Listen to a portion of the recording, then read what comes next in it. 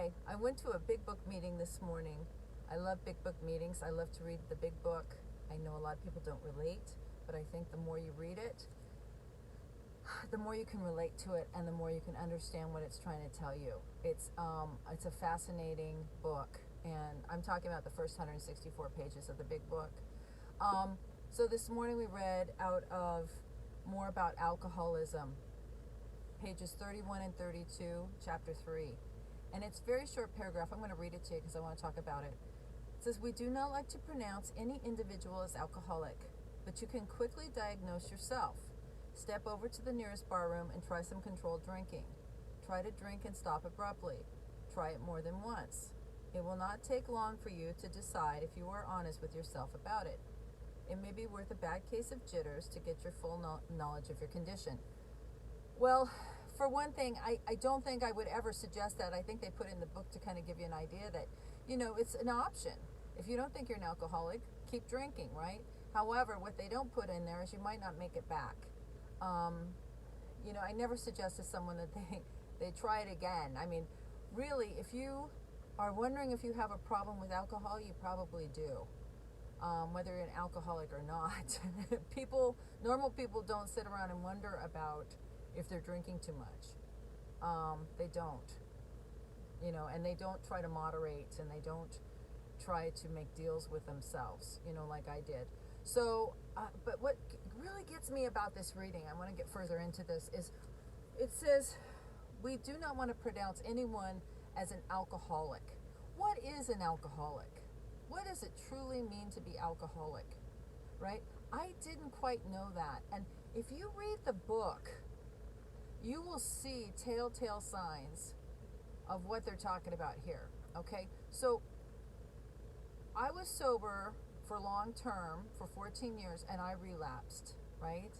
And I'm going to tell this story really quick. I've told it before, but just in case you haven't heard it.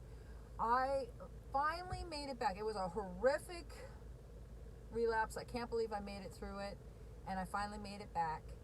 And the only reason I made it back was I figured out what it truly meant to be alcoholic.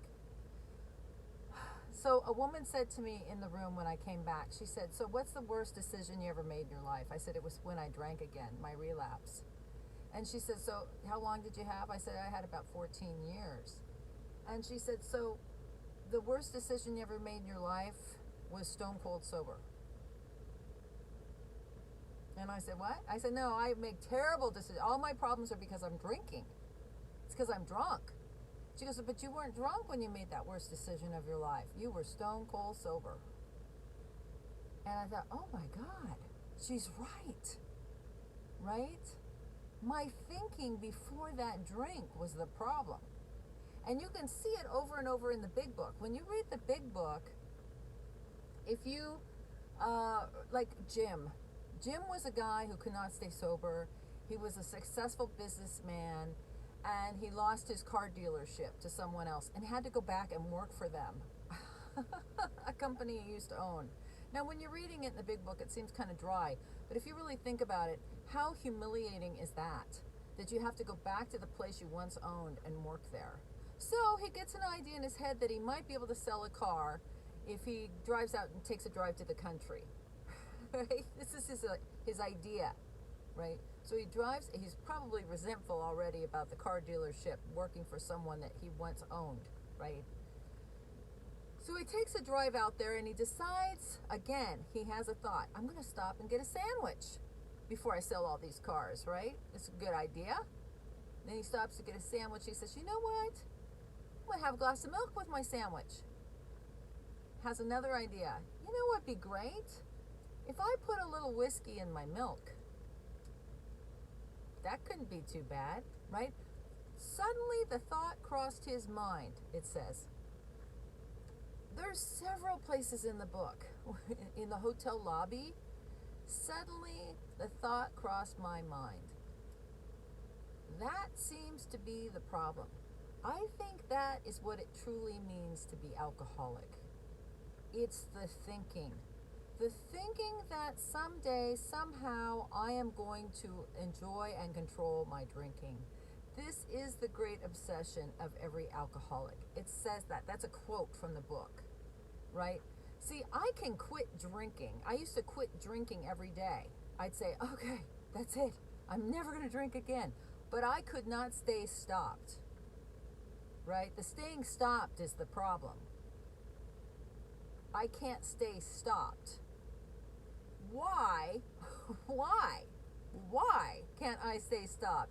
Why does the idea come to my mind that this is going to be different, right? I mean, when I first got back from my relapse, I got a year together, and I still didn't get it. I didn't understand what was wrong. I thought it was the drinking. So I got a job, and then I got 2 jobs, and then I was trying to rebuild my life, right? So I quit going to meetings, I quit treating the thinking.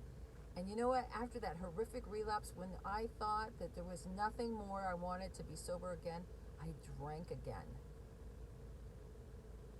Why? Why would I do that? That's alcoholism. When it says in the book, suddenly the thought crossed my mind. I thought, right? If you read all the way through the book in that first 164 pages, all the stories were people thinking. They had a thought. See, I'm abnormal. I have an abnormal mind and body. It talks about it in the doctor's opinion in the front of the book. I suffer from an abnormal state of mind and body. Not just when I'm drunk, when I'm stone cold sober. I have a bad thinker. My thinker's broke, right? My rationalizer, my reaction to life is off. I have my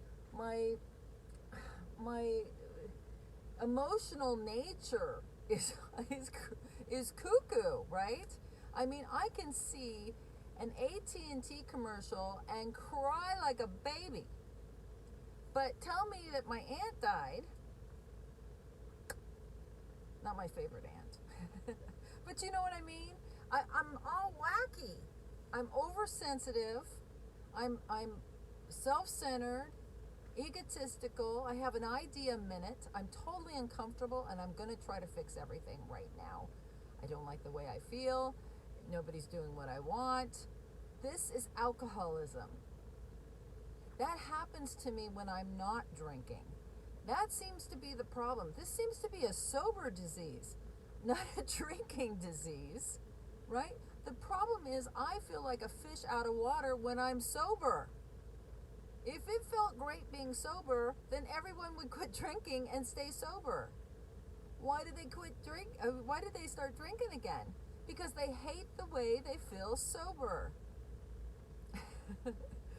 Because our head is like these radio stations. There's like 2 stations on. They're not quite clear. They're both coming through at the same time.